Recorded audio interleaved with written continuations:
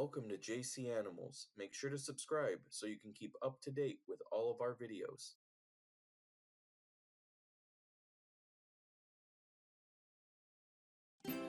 Welcome back to JC Animals. Now that Season 1 is over, we can begin Season 2. We'll kick off Season 2 with a tour video, that way you guys can see all of our animals. Let's dive in. We'll start in the basement with this 75-gallon terrarium with our female bearded dragon, Banjo. Banjo was given to us from a coworker back in January of this year.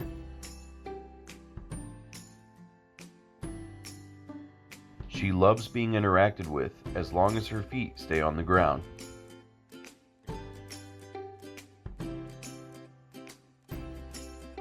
Her diet consists of 20% protein, which is usually waxworms or beetles, and 80% fresh veggies like collards, cucumbers, or anything else from the produce aisle.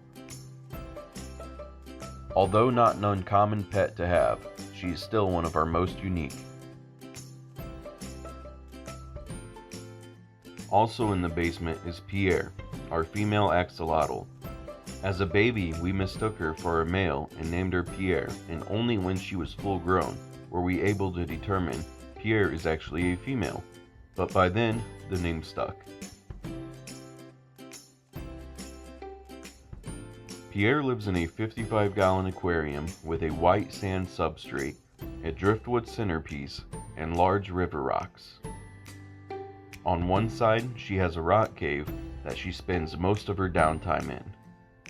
This is one of our favorite aquarium builds we've done because it is so simple, still looks great, and is very functional for Pierre.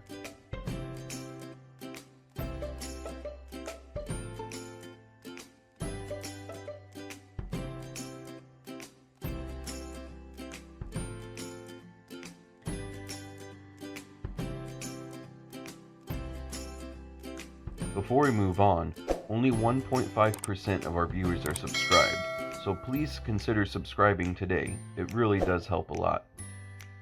Picasso is our last one we have in the basement. His tank is in between Banjo and Pierre's.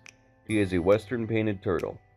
Unfortunately, his sibling we got with him passed away not long after receiving them, but Picasso is still doing great. He is housed in a 65-gallon aquarium with river rocks for the substrate and a large DIY basking area on top with plexiglass walls, so it's very easy for us to watch him. The video to how we made it is on our channel if you want to see how it's done. Picasso is one of our lower maintenance pets since he regulates himself by going to bask whenever he needs to.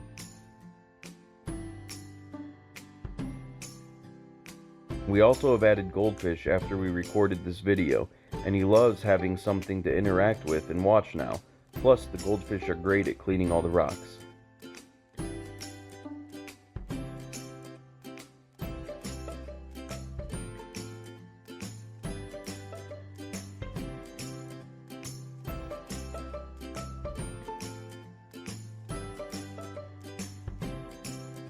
Now we'll move up a floor to the main level.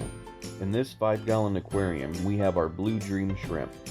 We've had this tank for a year now and have gone through so many generations of shrimp. These guys reproduce like crazy. There is always at least one female shrimp carrying around eggs. This tank is pretty easy day to day, but since it is so small, water changes are required a lot more often than our other tanks. They get fed one algae wafer every day and leftover veggies every now and again. Although they are kind of hard to see because of their size, this is still one of the best of our animals to just sit and watch because they are so active.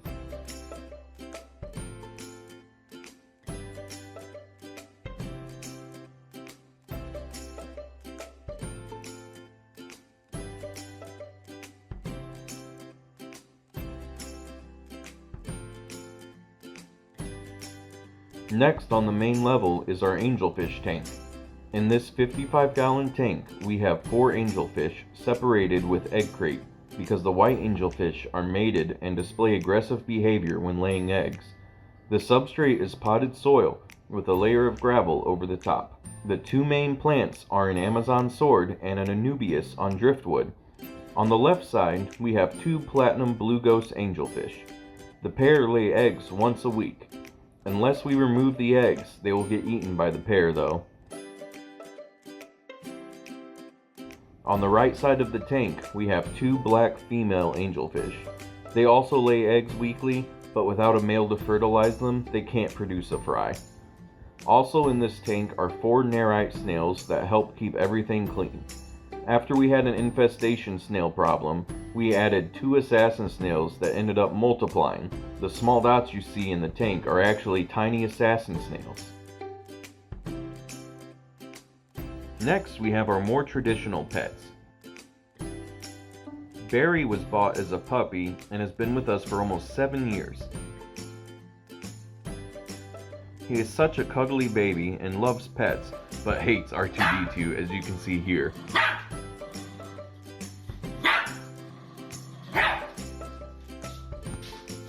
Avery and Athena were both adopted within a few months of each other and have been with us for almost 5 years. They love playing with each other, but nothing beats their love for a good box. Avery is definitely our most mischievous fur baby. She is always looking outside for birds and other wildlife.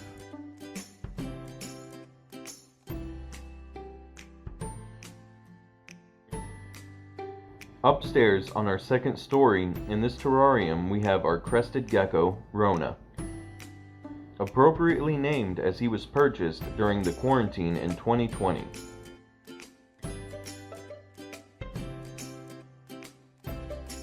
He loves perching on his rocks to check out what is going on outside of his enclosure.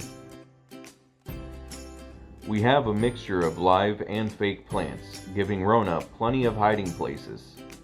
Crested geckos require a warm, humid environment, so we have an automatic mister constantly providing the appropriate level of humidity.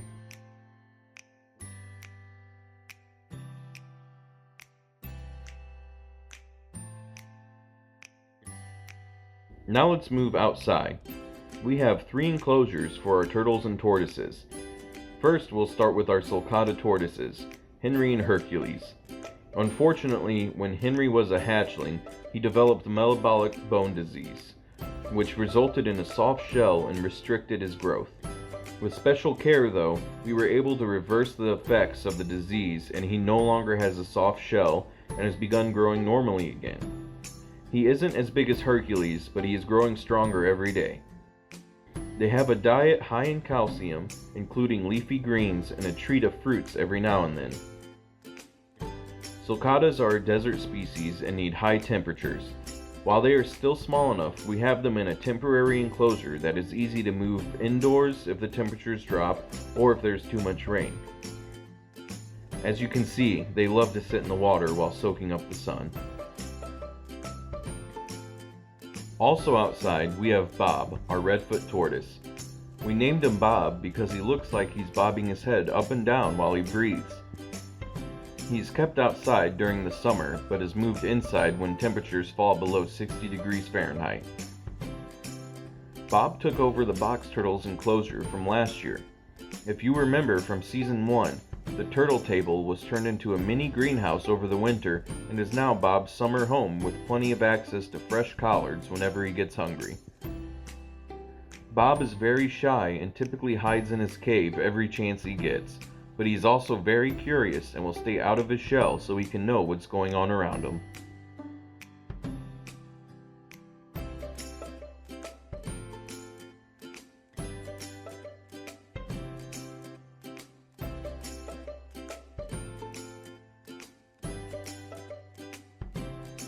Finally, we will talk about our 3-toed box turtles.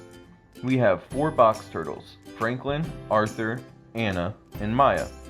They are native species to our area, so we have to have our wildlife breeder license for our state to be able to keep them and breed them.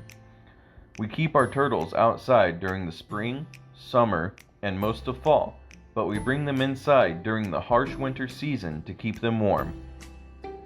During the warmer months, they eat a variety of leafy greens with a treat of fruit about once a week. During the colder months, they are in brumation, which means that unlike hibernation, they are still awake, but they aren't as active as they are when it's warm. During this time, they don't eat as often or as much as they do during the warmer months.